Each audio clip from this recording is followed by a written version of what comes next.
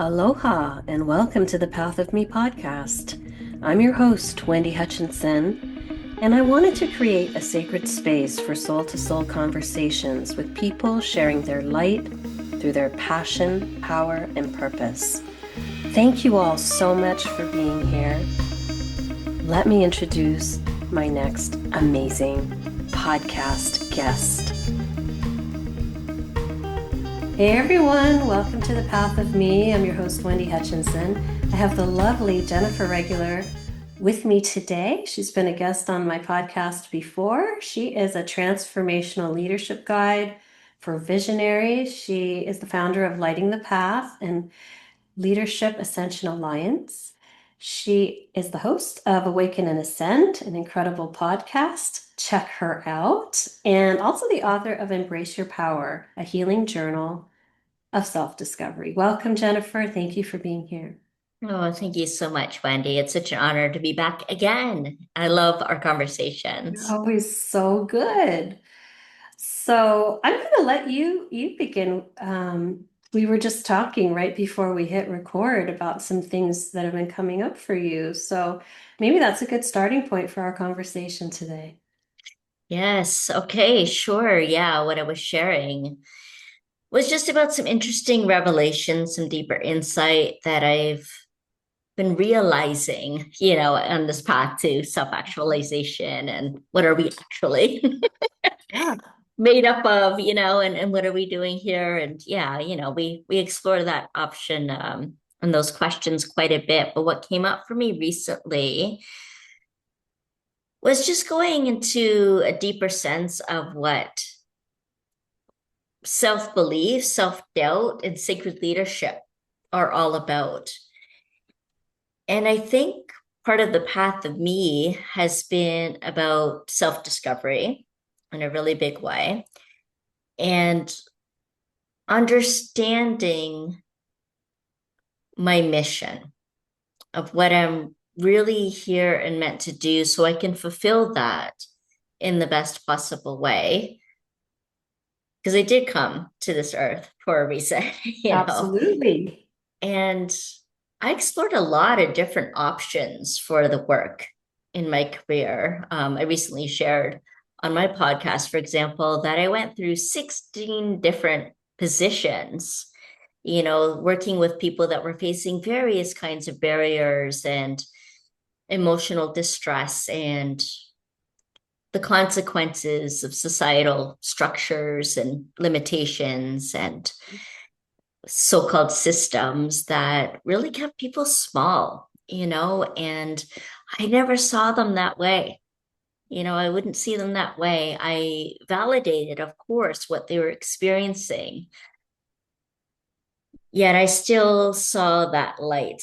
And being with them gave me an opportunity to activate that for them again. And in doing that, it activated more of me and what I'm here to do and to offer in this lifetime. And, being in those positions was very limiting. Wendy, it was very constricting. It was hard for me to like fully engage with my clients and the people I cared for, those people that were struggling that I mentioned. And I recently discovered more about what moral injury actually is, and that's what we were talking about just before we started this session with everyone. Was that moral injury typically, like if you went to go look it up, talks about specifically healthcare and the military, and trauma in a different sense of what they're experiencing, one that comes more from guilt and shame and betrayal, and Mhm. whereas other types of trauma often come from fear and deep hurt and grief. And I think the commonality, I would say, is grief, not being able to live fully as ourselves, be accepted fully as ourselves. And for those of us who are deeply sensitive or empaths or that feel very deeply and observing the world and that are waking up more and more and are very conscious of what's happening not just on the 3D level, but in the fourth, fifth, and above and beyond. There's many of us that are working multidimensionally, especially right now. And it's great to have that kind of support, Yeah. because it's very lonely place to do it alone. And really, it's not something for us to burden ourselves with and take on our own. People talk about having the weight on our shoulders, and having this massive, heavy kind of responsibility, whereas it's more about tuning back into our sacred responsibility for being here at this time, using our natural gifts to create beauty and change in this world. And that transformation happens from the inside out. And that's kind of what I've been going through, is this another cycle of transformation from the inside out, where you kind of wring everything out, all this excess stuff gets, wrung out, and we're left with what we've absorbed, over our lifetimes and Mhm. all of that. But going back to moral injury, in those systems, there was a lot that I had to do that conflicted with my values and the way that I wanted to serve and be with people. And that created a lot of turmoil with me because, of course, I was doing good work in that. And a lot of people, hundreds of people, were being impacted by my presence and the support and resources that I was offering them to help them feel more self empowered, to help in their healing process and in their journey, and being able to connect them where they felt disconnected. I just felt like there was something more. And then there was this huge inner conflict about who I was truly meant to serve and not wanting to leave others behind. And you were saying, Wendy, how that goes back eons, really, about past lives where we have left others behind, where we moved out of, other realms and other ways of life and other dimensions Not where, only past lives, but our yeah, soul in our soul history is in what our the soul body does. history. It's And so that's much what the moral bigger. injury is in Yeah, our soul. It's like a it's deep deeper. soul trauma It's deeper. And I and think deeper. also Mm, people that are going through a lot of grief right now are feeling it on such an amplified level because you're not feeling it as a human. You're feeling it as a soul injury, yeah, as a soul trauma. So the amplification of the emotions around whatever's presenting in the human life to trigger it are going to feel so big compared to grief that you would feel as a human.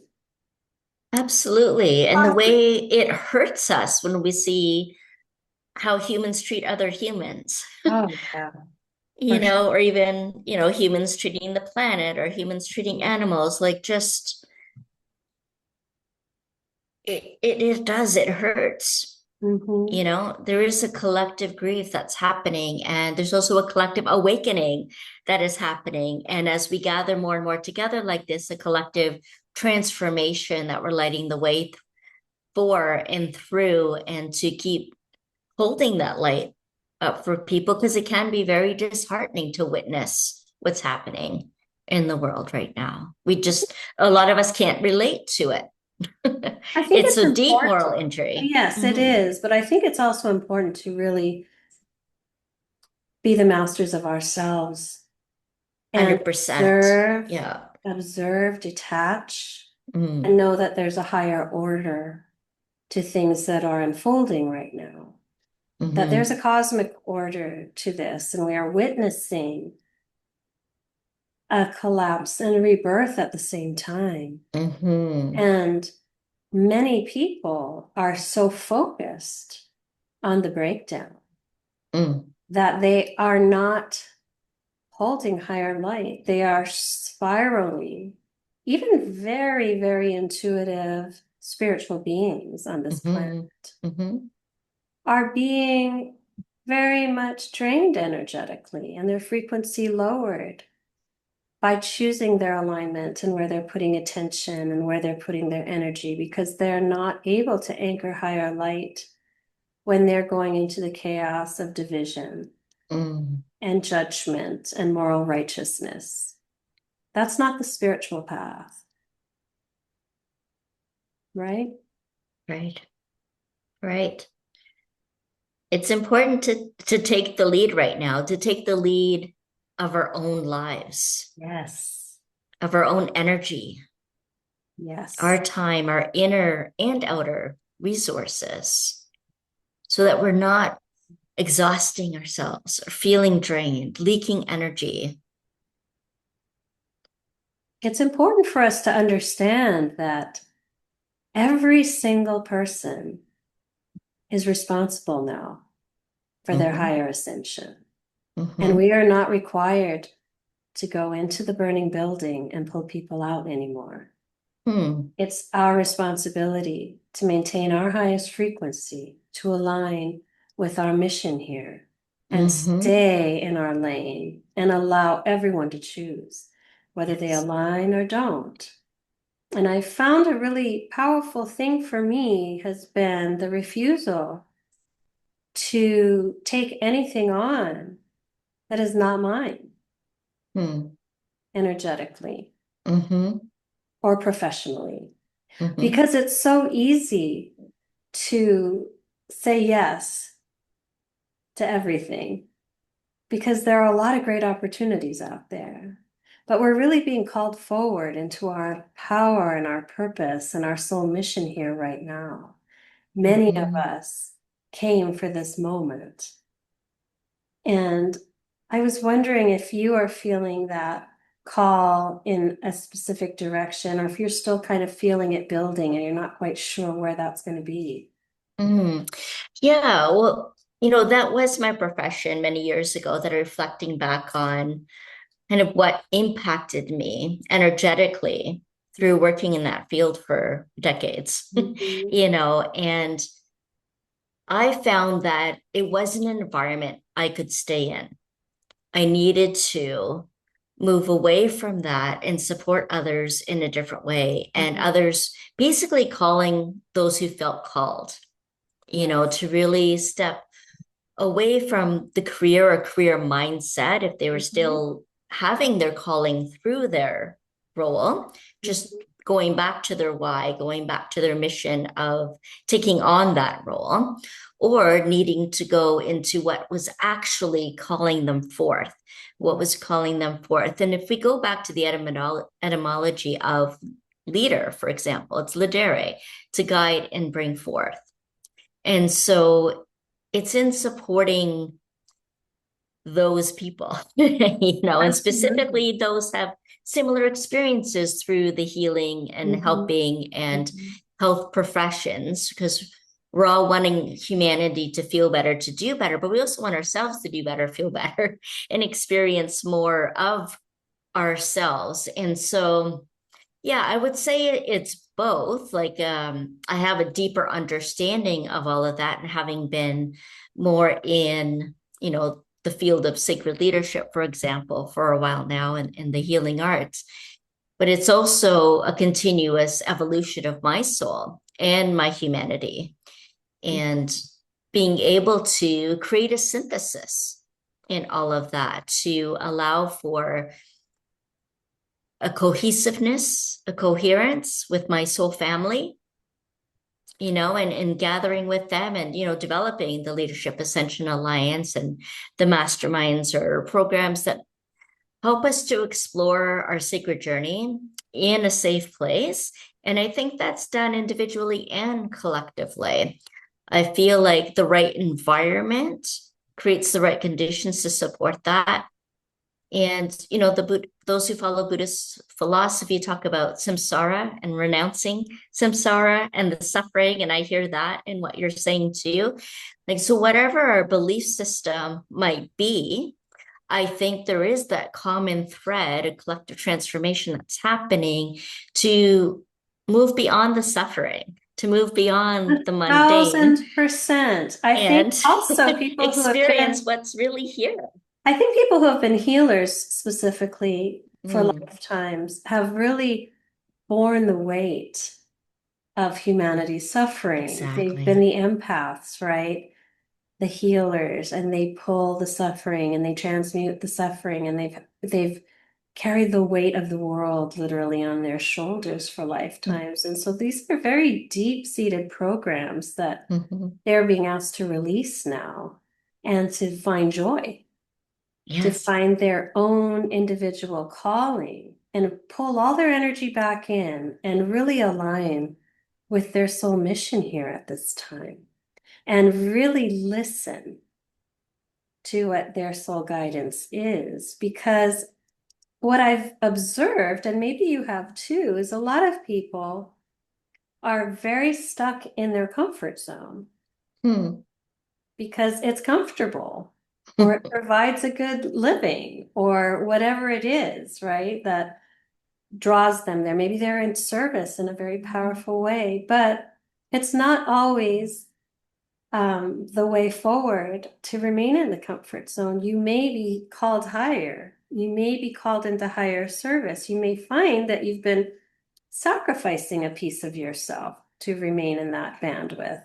Maybe you're raising your frequency and your people are going to look and feel a little differently, the ones that Yes. resonate with you. So we're here really to evolve and to really pay attention to what we're called to.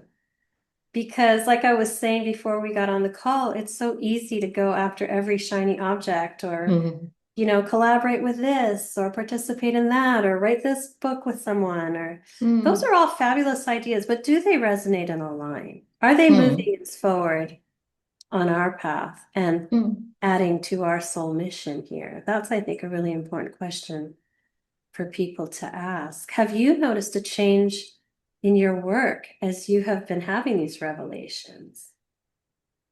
One thing that I've noticed changing is more a sense of that alignment.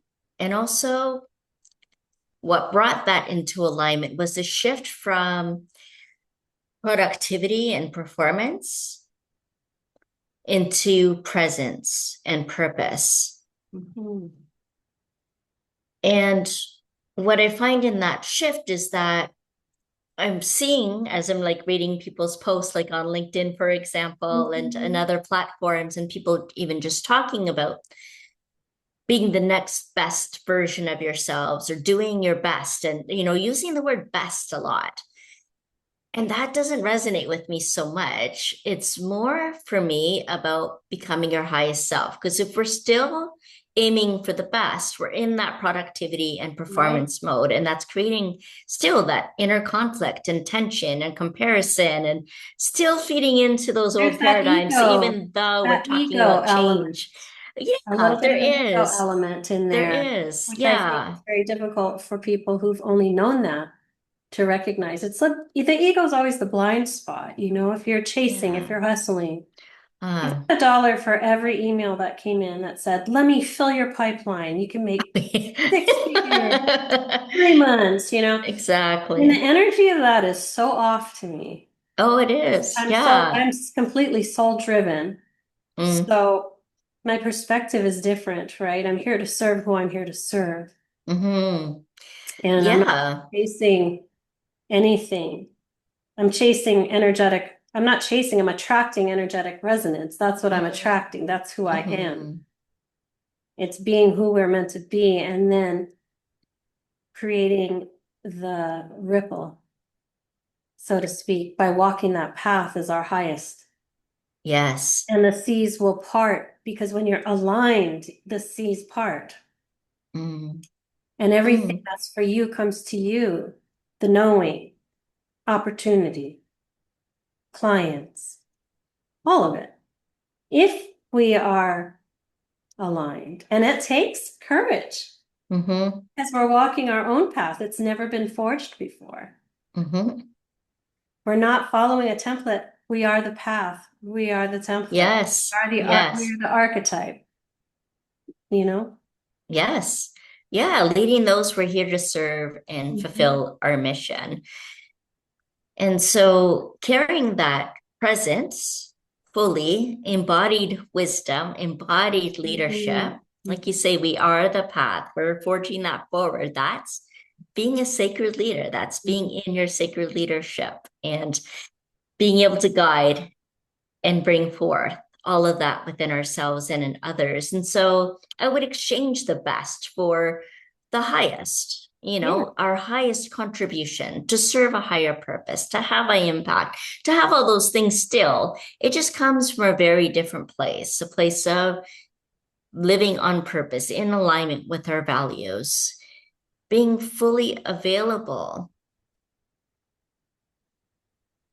to align and activate that remembrance through to the ascension process, to really embed that transformation is what I feel I'm being called to at this time, Beautiful. to guide the destiny of souls into their most empowered way of being.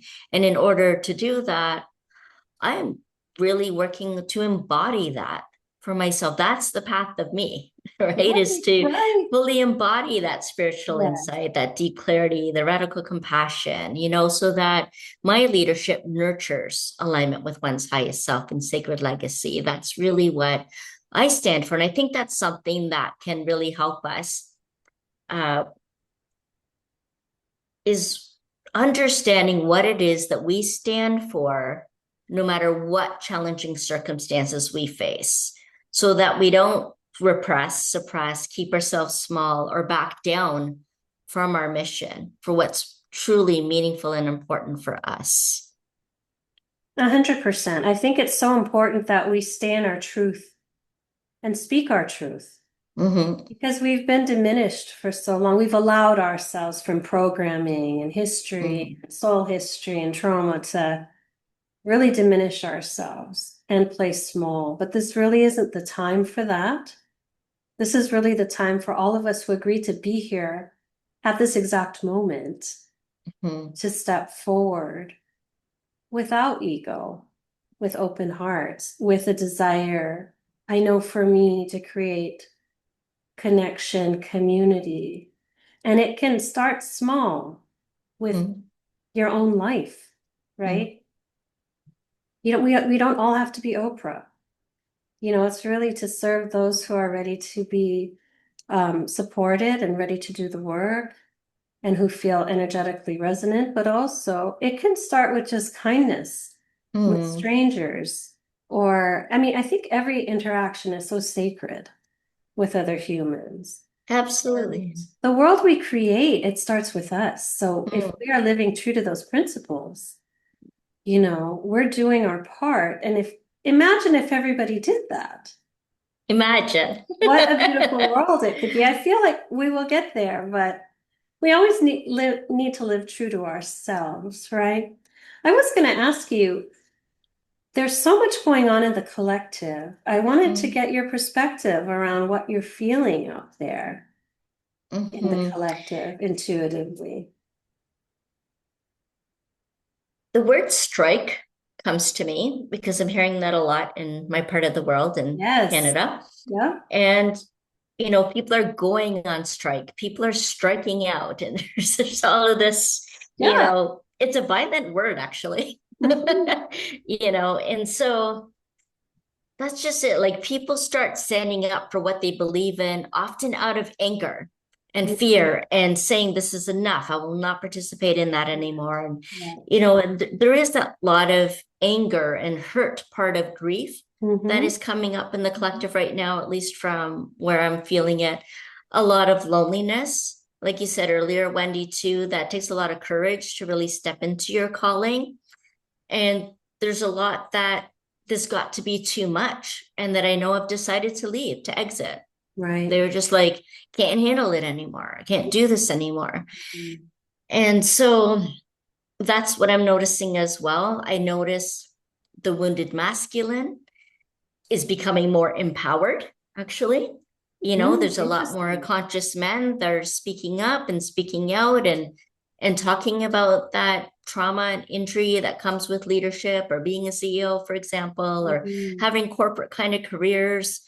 There's a lot of impact it has as a women, losing our, whole feminine energy kind of gets shut down in those kind of roles Yes. in many cases. And for the man as well, having to stand up to society's expectations of what that Mhm. looks like. And a lot of big businesses aren't doing so well right now because inner transformation is not happening in the outer transformation. So I say all this because there's a lot of adjustments, realignments that's happening in the cosmos, and as above, so below, right? And so a lot of all those adjustments and realignments are happening there, several retrogrades right now. It's bringing up a lot of old stuff here as well. And so I think there's a real intermingling going on. You mentioned, Wendy, just a couple of weeks ago, humanity was plugged into Christ consciousness. So Yes, maybe, you want to share that with the wider audience as well, because I think it was so profound and something that not everyone might have been able to identify with, but maybe felt some kind of definitely. shift. And that's what I think is happening a lot is people may not know what's going on, and that can feel kind of outside of our comfort zone, but it does let us enter into our growth zone and help with the evolution. But people are waking up more, they're being activated in some way, preferably not in strike mode, more about more Well, about I think standing every up for ourselves in our lives, from a place of love, actually. absolutely. I think there's a different way we can do it, right? Mm, I feel like we can come together in community and love and achieve common goals for mm, humanity. I really mm-hmm. believe that. Yeah. And I believe in the humanity, Mm, those who are choosing to go forward into our new earth experience. mm-hmm. I believe that they have all the codes and keys and fire letters activating within their fields, in their DNA, in their souls, in their knowing. And, getting plugged into Christ consciousness is important because they're allowed to access source energy through their own divine column of light. There's nothing external required Mm, to connect. You don't need a tool. You don't need a workshop. You don't need anything outside of yourself because you have all the codes and keys within your DNA mm, mapping, within mm-hmm. your consciousness. What you need is faith in yourself, Mm, quiet space, time to reflect. Curiosity is a big one. mm-hmm. To ask questions and not just accept what is given to you. A lot of spiritual knowledge out there is false. There's a lot of Yeah. false information. And if Mm, people take everything as, truth, because this person is respected or that person has sold 1 million copies, I'm asking humanity to have more discernment, mm, check in with themselves as to if things are really resonant or not. And you should be able to feel that. You'll be mm-hmm. repulsed or you'll feel something's off. Trust that. Mm-hmm. Discernment is such a huge piece of our process. And for so long, people have been asleep and just been spoon-fed whatever in the media or whatever, and not used discernment going forward. So I feel it's really important. That's an important component. I absolutely Uh, agree with that. And you know what? You don't need the 6 or 7 figures to feel rich, to feel prosperous, to feel worthy and valued exactly. Exactly. I mean, by others. I've been to so many different funerals, and I tell you, that's not what people are talking about when their loved one has passed. That's not what they're talking about. Jennifer, I read something recently that someone had attended a funeral, and this person was very, very beautiful person. Mm, And all they talked about, people just got up and spoke about how this person made them feel and the acts of kindness, and that was the whole eulogy, was just what a beautiful life this wow. person had created and what a beautiful impact this person had had on all of these Yeah. people.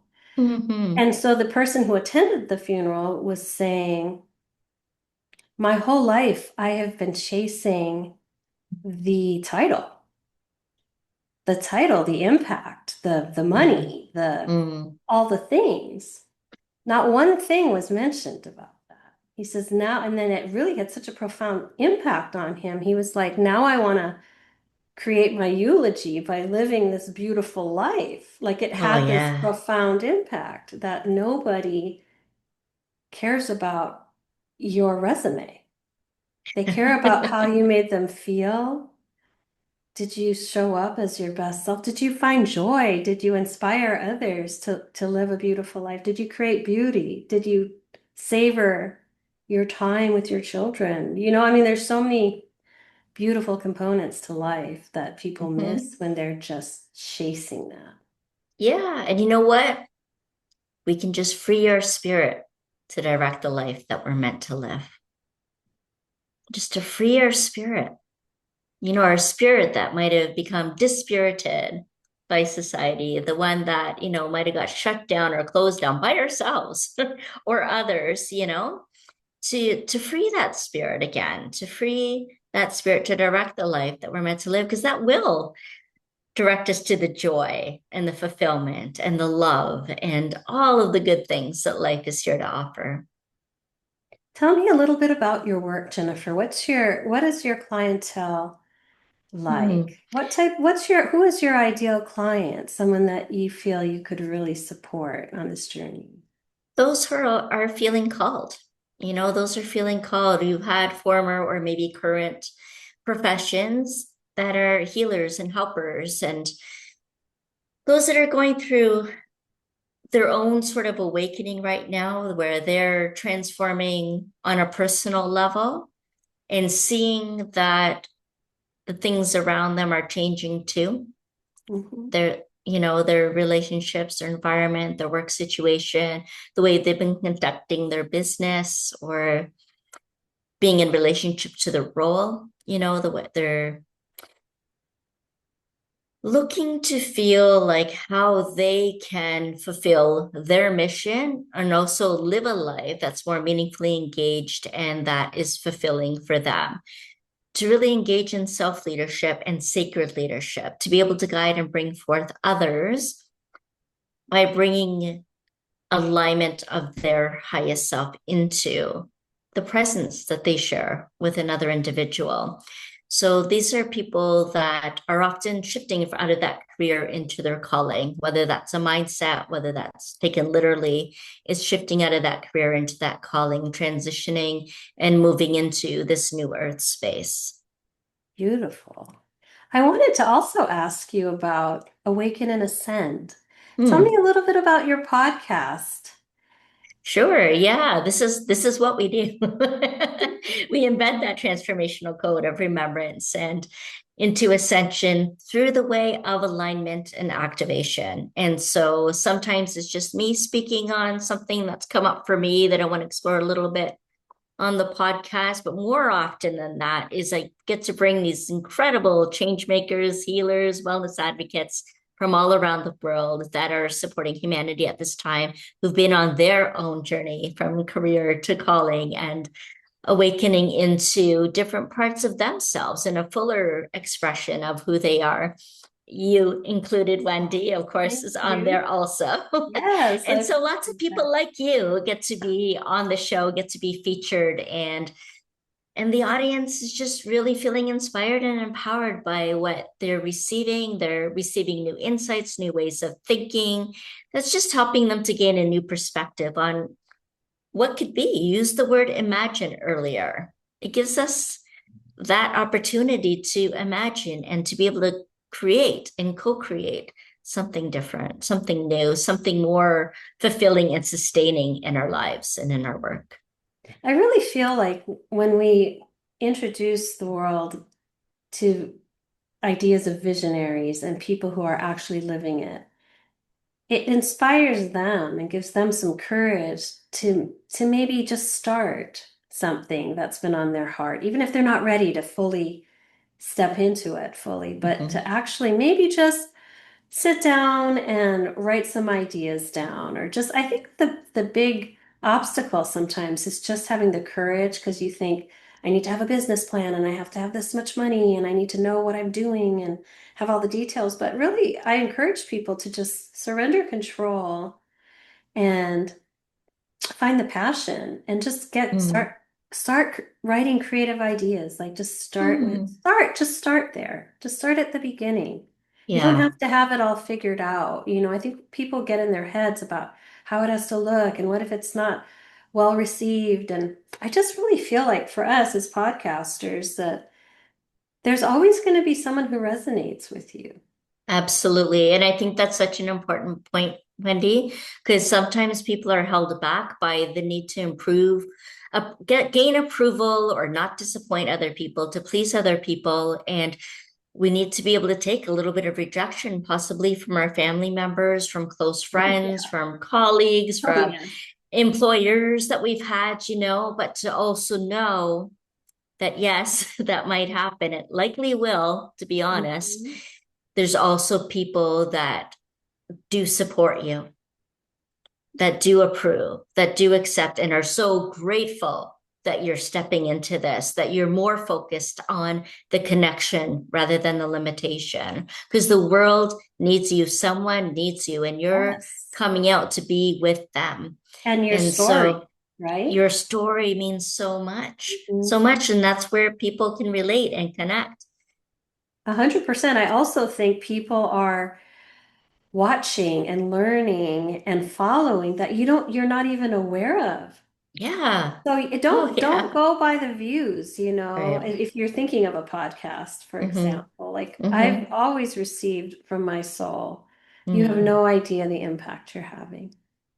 You have Yeah. no idea. And I will say that to you, Jennifer Regular. Mm. I'm sure you have no idea the numbers of people that you're impacting because there are so many people who are just silently watching and learning and growing because of the content that you're putting out. Mm. So keep Thank going. you. Thank you. Yeah, Appreciate you. I think it's Thank you. wonderful that you're out front and being fearless. We were talking, before we close, I just want to touch on Mm-hmm. the subject of grief because we were Mm-hmm. talking about that. Mm-hmm. What have you been noticing about grief in the people that you're working with, or maybe even within yourself that has been coming up for you as you navigate forward? A couple of things. One is that I'm noticing some people are afraid to explore that, to delve into that, to acknowledge it for fear of appearing weak, vulnerable, incompetent, even not being able to, like, control their emotions or, that sort of thing. I know someone who works with emotional intelligence with, high level organizations who lost a very close family member and wouldn't acknowledge it. Just, go on with their work. Wow. And this is what's happening deep underneath what we're presenting and performing and being productive with out in the world, and so I'm noticing that. I'm also noticing that people are talking more about grief and collective grief in particular. And not only that, but actively mourning. Yes. And so not just, feeling sad or going through anger, going through different cycles of the emotions, numbness, and so on that goes with it, but actually creating ritual, actively being able to cry, to write letters, to communicate with those that have passed on or reconcile and reckon with what's been lost. So, not necessarily a loved one, Hmm. it's the old ways, Yes. right? It's the injury, the you that was before a certain role or injury or some a loved one passing on. It's the before, whatever came Yeah. before, Yeah. and so it's interesting because there's always this forward grief as well, not just from the past, but also grief over a future for those who had shattered dreams, for example, or had a particular outcome, vision of how life was going to be, or relationship was going to be, or their job was going to be, and become so disillusioned by that about their future. They thought they were going to have, their grieving their future Hmm. that they thought. existed. And so that can lead us into a downward spiral of thinking we don't have one anymore. Right. And that can be a little scary for some. And so to identify that, if that's what's been happening, if that's what's been going on, that you feel like you don't have that future anymore, you can't quite picture it, or you don't trust yourself to create that picture because of what's happened, of being disappointed or let down or betrayed in some way. And so there's a lot of heartache, I guess is what I'm trying to say. Mm. There's a lot of heartache. And part of that is because our hearts are growing bigger. I love that for sure. I think not only Yeah. are our hearts growing bigger, but we're raising our frequency. Yes. So to raise our frequency, we have to shed density. We have to release the heaviness. Yeah. We have to process, or maybe just decide that we're not going to carry this anymore and let it go. We have to let it go one way or another, right? I like that hot air balloon analogy, each thing of density is a sandbag on our hot air balloon. So until we can either cut that sandbag or empty the sand out or do whatever we need to do to remove the density through grief and feeling, we can't raise our frequency. And humanity is being pushed so hard right now to shed and release so hard. Especially those who have been leading a largely unconscious life, but who have chosen to go forward. They're having to work so hard to navigate these crazy frequencies that are just bombarding the planet right now. It's just the Schumann is at like an all-time high, just fire hosing the planet with energy. So yeah, shaking things up for yeah, sure. what would you suggest people do to kind of handle all of this? Do you have some tools you can offer to help people navigate I this? mean, all that keeps coming to me is the unburden. And, some of that's through shamanic work that I offer, for example, or other practitioners are out there that can assist in that. We're really just giving ourselves some room to breathe, to process what's happening, to acknowledge what's happening, doing some journaling, talking things out, crying, allowing yourself to cry, to unburden yourself in some way, to stop judging yourself around how you're feeling or, shaming yourself for that or having that guilt. No, that's all the moral injury stuff, we were touching on in the Come beginning. full circle. So we have come full circle. And so, trusted friends, community support, journaling, trusting your divine spiritual connection, your soul, your angels, your guides, your crystals, whatever it is that helps you to feel connected and to reattune yourself to the bigger picture. Like you say, it's that vibrational health that we need right now, to focus on that and keep ourselves moving in that space, in the higher vibrational, because that will carry us. We don't have to carry that burden anymore. I love that. Jennifer, Yeah. we're out of time, but you have been a lovely guest. I knew you would be, and we covered so many beautiful topics. Thank you so much for your presence. Oh, thank you. I really Honored that appreciate you it. said yes. So thank you for being here. And to my audience, thank you so much for joining us today. Go out in the world, be kind, love yourselves, and I'll see you all next time. All right. Bye for now.